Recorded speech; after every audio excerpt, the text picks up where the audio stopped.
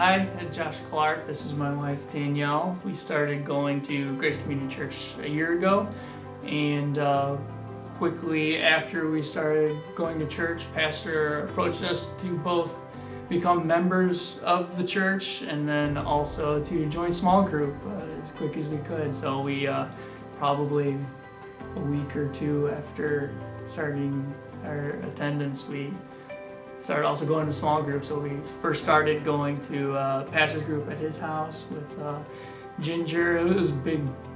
It was a really big group. Yeah. So, but that was awesome. It was a great experience, and now we're currently going to Ethan and Kat's house out in Goodwill. So, yeah.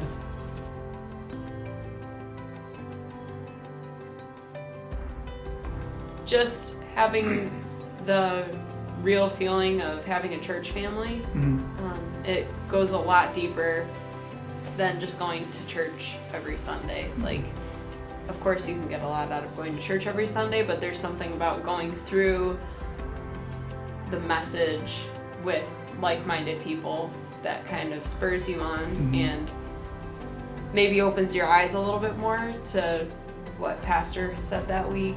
And for us, I think it's kind of a shot in the arm because our small group is on Tuesdays, so it's like we've got Monday under the belt, and maybe the sermon is getting a little like distant in our minds, and it kind of like brings it back to the forefront and makes Christ, like, puts him back at the center of our thoughts. Yeah, I definitely agree with that.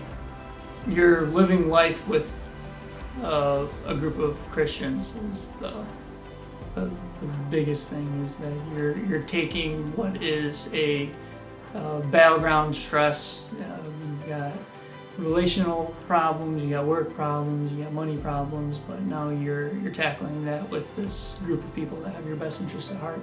You have a group of people that are looking to see Christ at the center of your life, and that happens at church. But when you are in an intimate interpersonal relationship with people, that is really reinforced and fortified. That can't be understated. That is something that you genuinely get best out of a small group.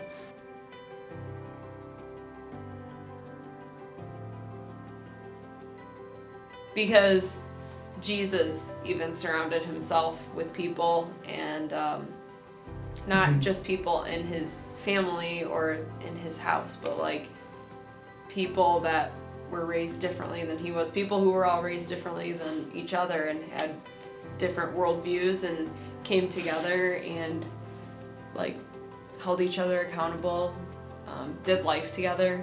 And life is really hard, so if you can surround yourself with as many like-minded Christians as you can, that you can lift up in prayer and they can also lift you up in prayer, I feel like it's a opportunity that you should definitely say yes to. It should be really hard to say no to. Yeah.